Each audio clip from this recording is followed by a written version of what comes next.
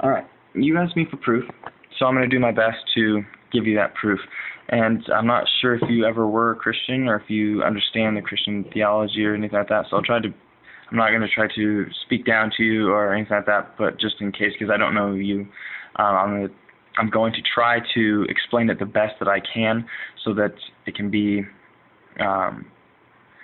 understood very plainly and nobody gets confused, because I can ramble on and I can be very inconcise sometimes with the things that I'm saying. So you said with Christianity it's just it's a cultural thing basically. It's your upbringing, it's your cultural background, and that's how people fall into Christianity. Not true at all actually with me. My parents were kind of indifferent. My dad was raised Catholic. My mom was supposedly raised LDS, but she never went to church when we got older. My dad never went to church either, but there's not really that many Catholic churches here in the Boise area of Idaho. But so my parents weren't too much on church. My mom kind of had us come here and there, but when we got older, probably past 8, 10 years old, no church whatsoever. No discussions about God, no, you're a sinner, he needs to be saved, none of that kind of stuff at all. It was kind of left up to us to decide. They didn't say God doesn't exist, they didn't say God exists, really. They just kind of left me and my sister to decide for ourselves.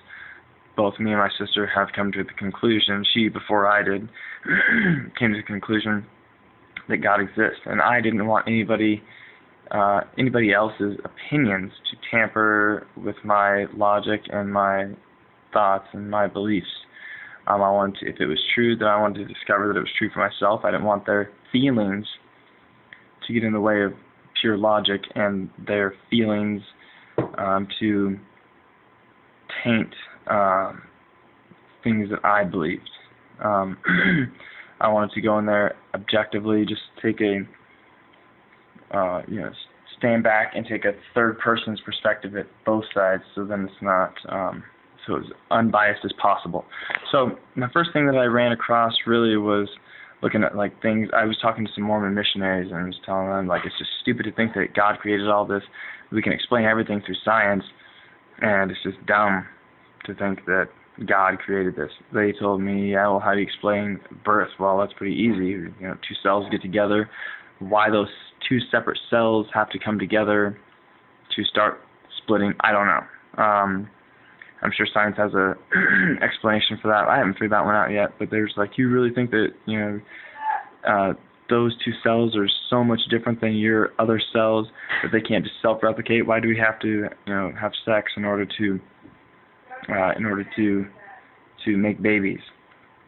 Why do most animals have to have sex in order to have babies? Why do we enjoy it and the only other animal known to enjoy sexual activity is dolphins? Why is that?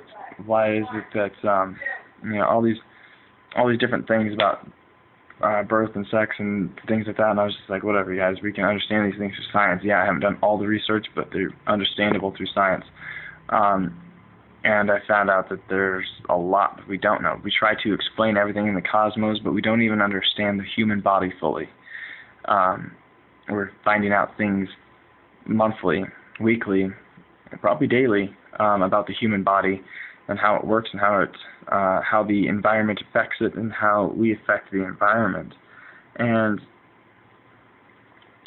so that was one of our first discussions. One of our other discussions was dinosaurs and how I didn't think that they're in the Bible. I invite you to Google it. Take an open mind. That's what I did. I didn't want to be closed mind, have my mind made up already, but I wasn't ready to accept. I would say I wasn't ready to accept. I wasn't expecting anything fancy to happen because I thought that it was fully fables and mysticism, which I wasn't into like that. And lo and behold, there was definite proofs about dinosaurs in the Bible, the way they depicted them and the way we dug them up. Back then, there was no practice of geobotanist or a archaeologist that would dig up bones and tell you, judging by this thing, it eats this, blah blah blah. There was no proofs of that. One of the other things I looked at was plutonium halos.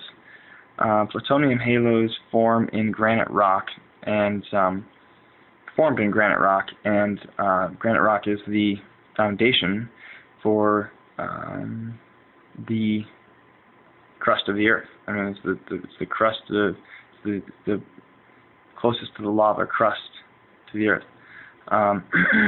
and they say that that's what the base is, if you will.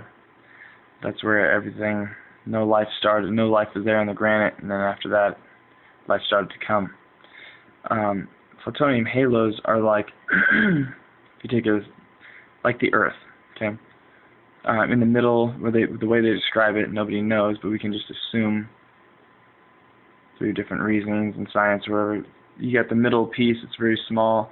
You get the outer piece, you get the middle piece, and it's like the lava and stuff.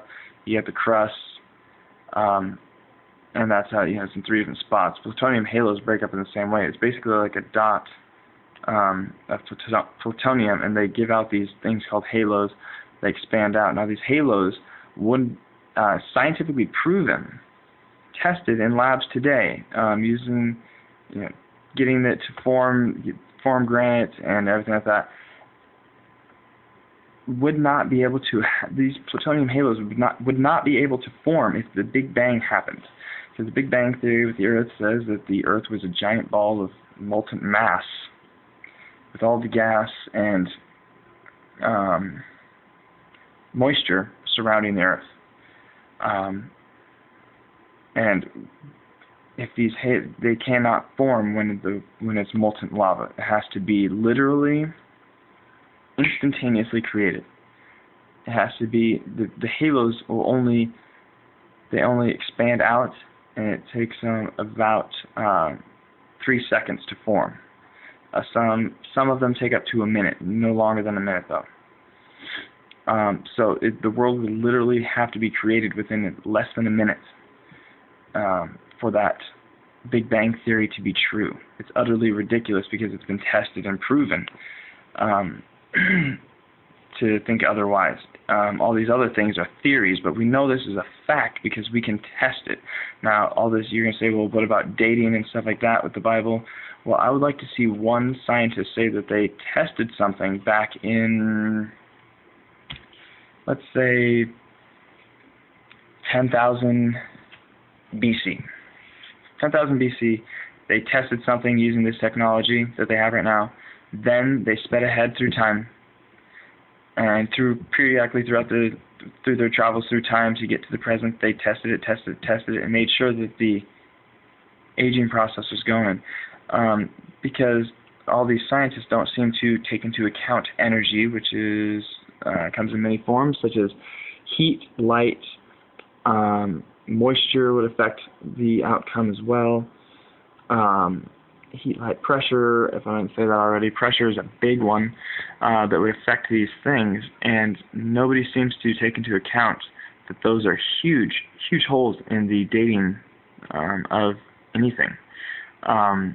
It's utterly preposterous to think that they know that there's nothing that makes variables in this whatsoever, blah blah blah, when they're trying to date things and say man didn't know how to form metal or whatever until this and such time, when we have metal, cast iron pottery that's very well handcrafted, or very well crafted, not handcrafted, very well crafted pottery like that, cast iron that is in layers of coal, which takes an amazing amount of pressure to do.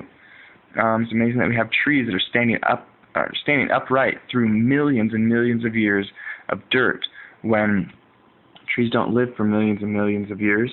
They only live for, the oldest tree is, they say they dated it a couple thousand years old, but nobody really truly knows. So those are some of my proofs, not all of them. Go ahead and comment and leave a question and everything else, whatever. And I'll get back to you. I have an Android phone that sends the messages right to my phone whenever I get one. So I'll be in contact with you right away after you send the message. So talk to you in a little bit.